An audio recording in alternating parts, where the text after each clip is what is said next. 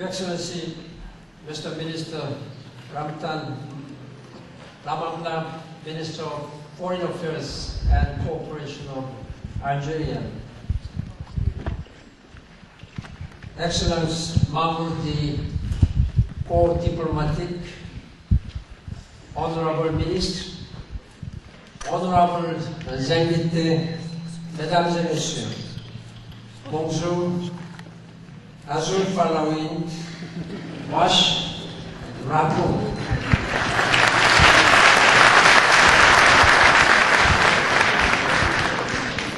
Je suis profondément ému d'être de nouveau en Algérie à l'occasion de cette visite qui a été pour moi très stimulante. Ce matin, je me suis rendu à Maqam-al-Shahid, le mémorial du martyr. Cette visite solennelle m'a fait une forte impression. Je pensais aux énormes sacrifices que l'Algérie a dû consentir en vue de sa liberté. Je rendis hommage aux héros de la guerre d'indépendance en Algérie. Ils ont dédié leur vie aux valeurs que l'Organisation des Nations Unies considère les plus sacrées.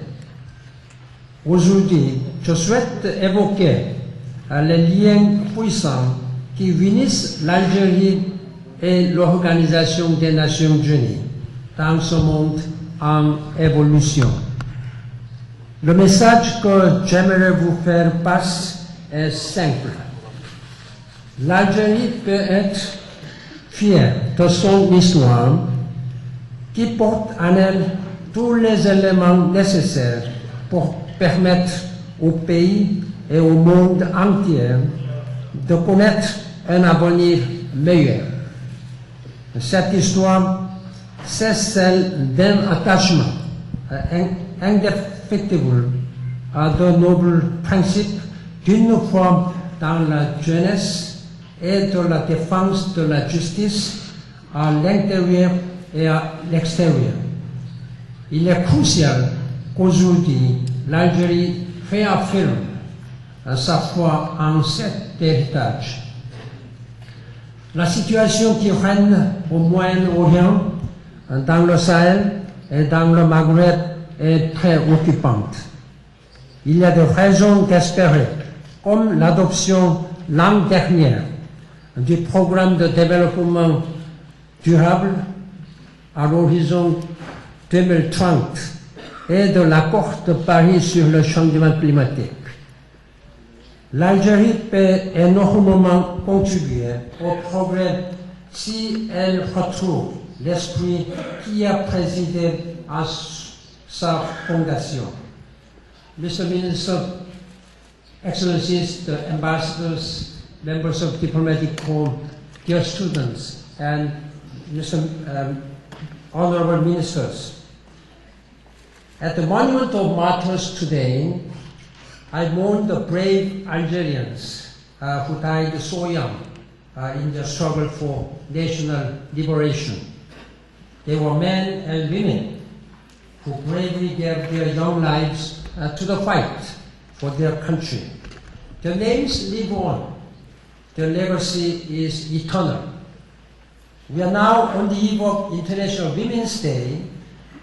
I think of Hasiba Ben Bouali and her sisters who fought for independence. And I think of the young Algerians today who thirst for a better future. I can already see great progress since I visited here in 2007. That was a very traumatic time for me to visit. I came in the aftermath of terrorist attack against the UNDP headquarters here. We mourned many Algerians among UN staff. I cried with their families and I burned with anger. The problem of violent extremism has grown even worse since then. Moving from violence to reconciliation is not easy.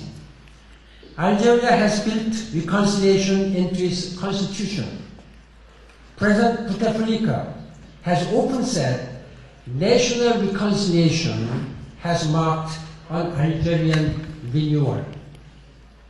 Around the world, many young people are struggling to find jobs, to use their time productively, to take pride in their work.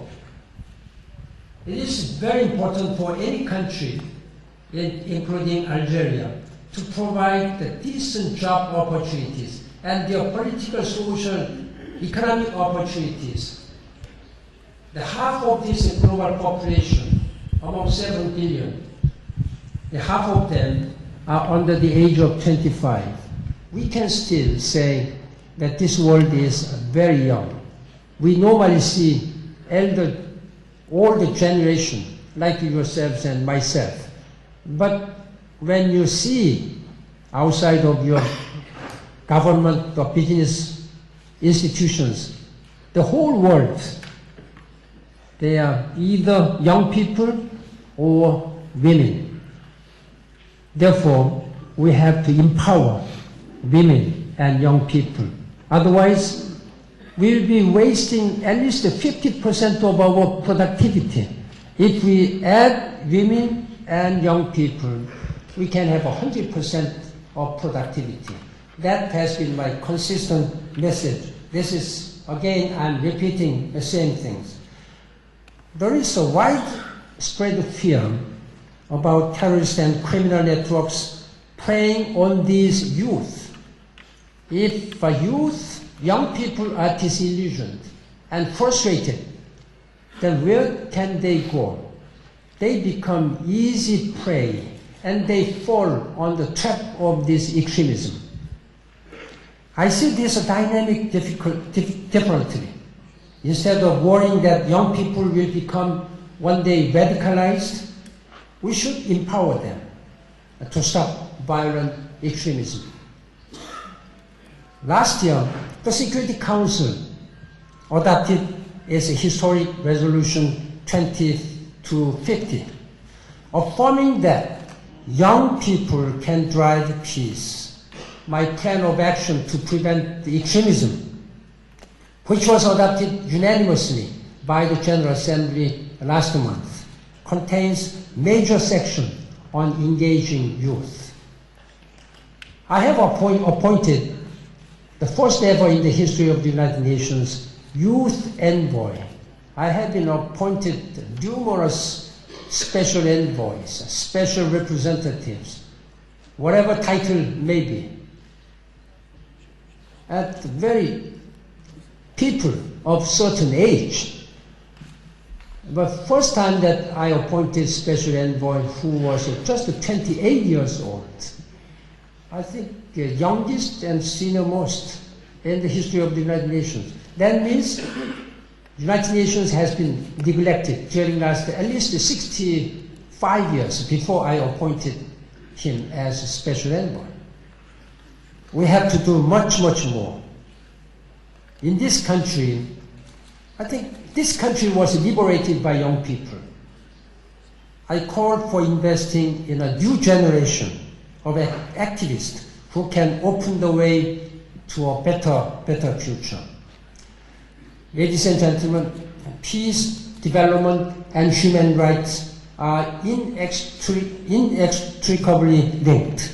That is why it is so important for all countries to protect the human rights defenders and give full political social space to civil society members to operate freely. The 2030 Agenda for Sustainable Development gives life to our values with a clear target for progress.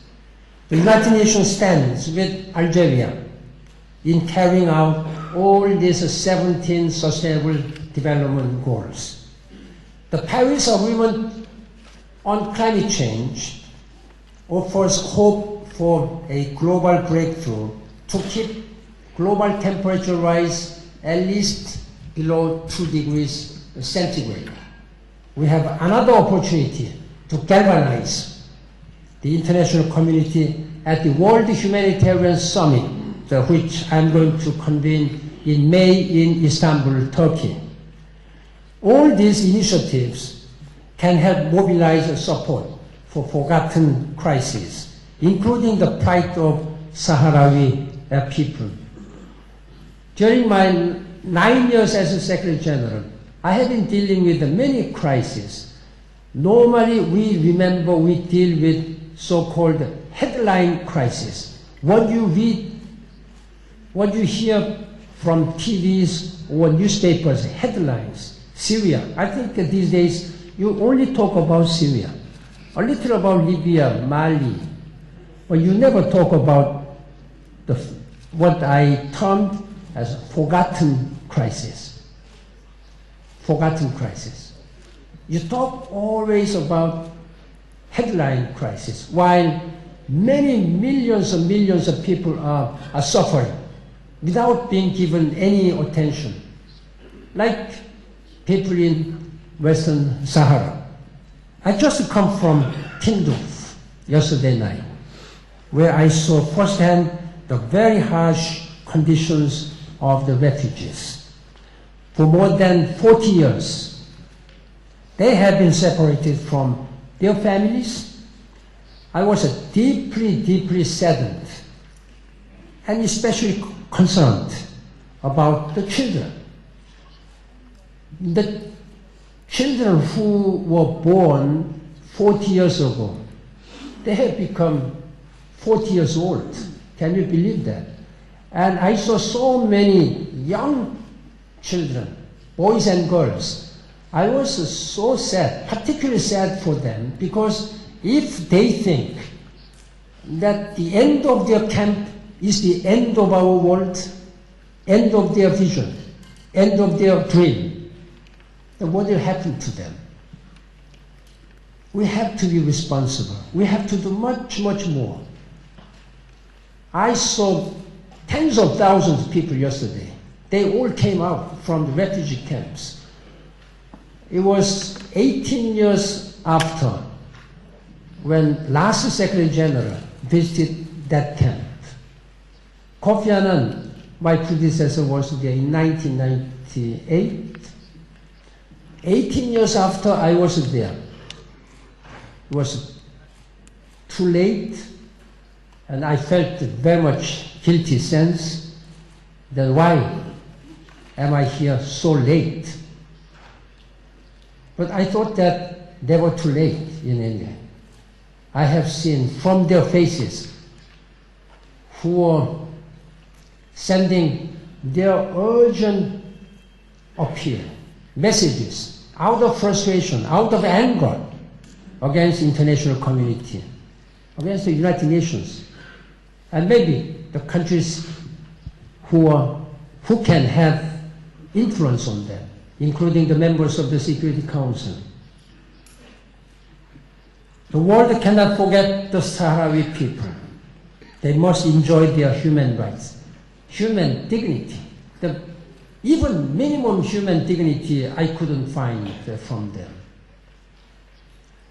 Especially the right to self-determination within the framework of the mutually acceptable political solution. Addressing the Western Sahara issue is a major purpose of my visit to this region.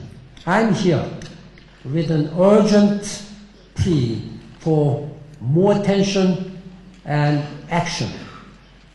I intend to resume this trip with a visit to Morocco and Lyon. I have three important objectives of my visit to this region. First, to assess the search for settlement of Western Sahara. I'm calling for a more positive spirit by all the parties. I'm here with the Special Representative Ambassador Christopher Ross, who is very experienced, but I have asked him to engage in more shuttle diplomacy, so that this dormant negotiation could be resuscitated as soon as possible. Second, to shine a spotlight on this neglected humanitarian tragedy. The world must address the terrible suffering of the Sahrawi refugees. And I'm going to convene soon in Geneva a donor conference. Third, to pay tribute to the staff of the MINUSO and encourage them to continue their mission, even though it may be very difficult. It's the middle of desert, middle of nowhere.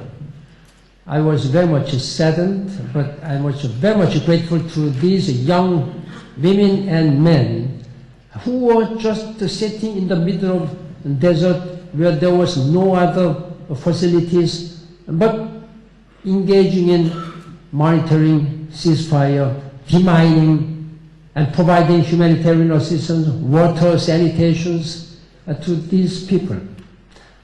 We have many hard-working United Nations staff and international humanitarian agencies who are working day and night.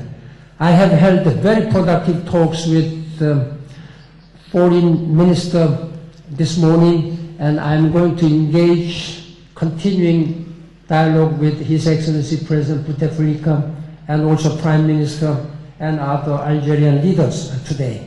This country has played a key role on Western Sahara, and I really count on Algerian government and leadership and people for their continuing support. I heard from many, particularly women, refugees, they were sending their appreciation to Algerian people. Excellences, Mesdames et Messieurs, je remercie également à l'Algérie pour son engagement au Mali, en Tunisie et en Libye, où la situation est alarmante. L'on fait état de violences graves qui pourraient constituer des crimes de guerre. La situation humanitaire y est catastrophique et ne fera que se dégrader en l'absence de progrès politique. Mon représentant spécial Martin Kobler facilite les pourparlers en vue d'un gouvernement d'entente nationale. Tout délai ne fera qu'empirer les besoins humanitaires qui sont déjà effroyables. L'avenir de la Libye est en jeu. On en ressentira les répercussions très loin.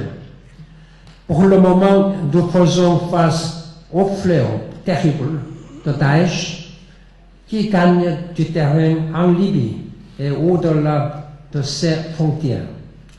Je demande à toutes les personnes influentes de s'acquitter de leurs responsabilités en vue d'apaiser la situation et de faire cesser les combats.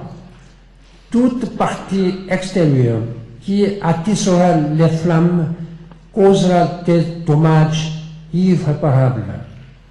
Le fait que l'Algérie héberge les pourparlers sur la Libye correspondent bien aux engagements qui ont été les siens dans le passé. J'ai été épaulé dans ma page par plusieurs Algériens de renom, y compris les vénérables bâtisseurs de la paix que sont M. Lakhdar Brahimi et Mohamed Sanoun, ainsi que mon représentant spécial pour la région des Grands Lacs, M. Saïd Djinit, et ma représentante spéciale pour le sort des enfants en temps de conflit armé, Mme Leila Djanoui. Par leur action remarquable, ces fils et ces filles de l'Algérie témoignent au monde entier de l'engagement de leur pays. Je ne doute pas que d'autres Algériens sauront prendre leur place sur la scène mondiale. Mr. Foreign Minister, ladies and gentlemen, we share deep concern about the situation in the Middle East. I fully condemn the violence and terrorist attacks. I also insist that the world face a simple truth. People will always resist occupation. Palestinians have been enduring this unbearable situation for nearly a half century. Both sides are suffering. Israelis are in danger of losing sight of the possibility of a comprehensive peace. Palestinians are losing hope. The United Nations is responding politically, including by working with partners to strengthen the Palestinian Authority. We are engaging with Arab countries to galvanize the support for peace and security for both Israelis and Palestinians. I held talks with Algeria's leaders today on how we can advance progress in that part of the world. Friends of both sides, I know that the time has come for all to realize that occupation undermines the future of both the peoples. We must champion Israel's right to exist and the right of Palestinians for their own state. Excellencies, ladies and gentlemen, many people told me about the football match last month with Palestine. I heard about how a stadium full of Algerians, they cheered for the Palestinian team. This cheer was much deeper than a sports game or sports celebration. It was even more than a peaceful expression of support for the Palestinian people. Algerians cheering for another team is a manifestation of global citizenship. It showed how Algeria's commitment to justice extends beyond its own borders. To that I say, 1, 2, 3, vive l'Algérie.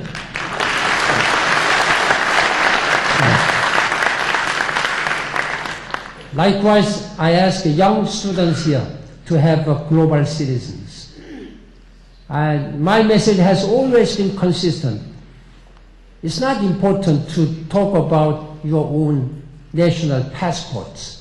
You can be proud of being an Algerian citizen or European citizen or wherever you are coming from. But this world is very small now, very small.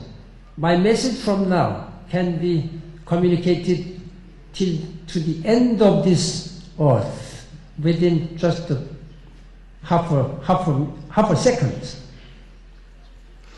Therefore, we need to talk about our world, our whole humanity. After all, you are the leaders of this time, but leaders of tomorrow will be our young students. Some leaders of some young people have become leaders of today already. This is very important.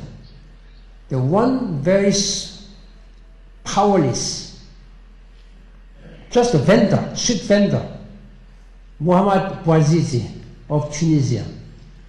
He just changed the whole world. He transformed. The Arab Spring started not from politicians, not political leaders. Political leaders or leaders of today are always very much reticent to abrupt changes. If you don't change today, then you have to be changed. That's the message. That's what young people are sending to our world leaders today. I'm one of the such world leaders today. I may be going out next year. I'm leaving all this torch to other bearers.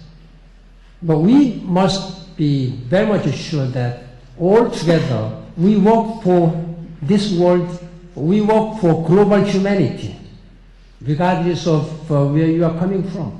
I'm asking again, young people, young leaders, to be a global citizen, have a global vision. That's the only way. United Nations looks forward to even stronger and much more prosperous, much happier, and much stabler world. That's our priority, which I'm doing as the Secretary General.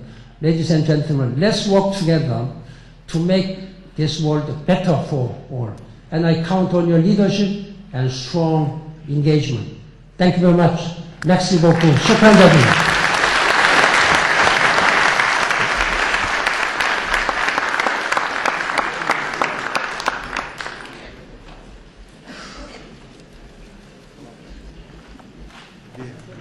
وتشجيعا للمزيد من الجهد في الفترة الزمنية القليلة التي ما زال له فرصة أن يقوم بالعمل على رأس الأمانة العامة قبل نهاية هذه السنة، فالشكر موصول إليه أصالة عن الجزائر ونيابة عن المجموعة الدولية المجتمعة هنا من خلال أو الممثلة من السفراء الموقرين ومن الشباب الجزائري الذي على غرار بقية الشباب في كل أنحاء المعمورة يتطلع إلى عالم أفضل، عالم تسوده الحياة الكريمة، عالم يسودها الأمن والرفاهية للجميع. فشكرا مرة أخرى للأمير العام على جهده، وشكرا على مساهمته، وشكرا على قبوله الحضور في هذه الجلسة المتميزة والمباركة. You have the floor, sir. Thank you very much. Makam al-Shahid, le mémorial du martyr. Cette visite solennelle m'a fait une forte impression. Je pensais aux énormes sacrifices que l'Algérie a dû consentir en vue de sa liberté. Je rendis hommage aux héros de la guerre d'indépendance en Algérie. Ils ont dédié leur vie aux valeurs que l'Organisation des Nations Unies considère les plus sacrées. Aujourd'hui, je souhaite évoquer les liens puissants et simples. L'Algérie peut être pour permettre au pays et au monde entier de connaître un avenir de la justice à l'intérieur et à l'extérieur, durable à l'horizon 2030.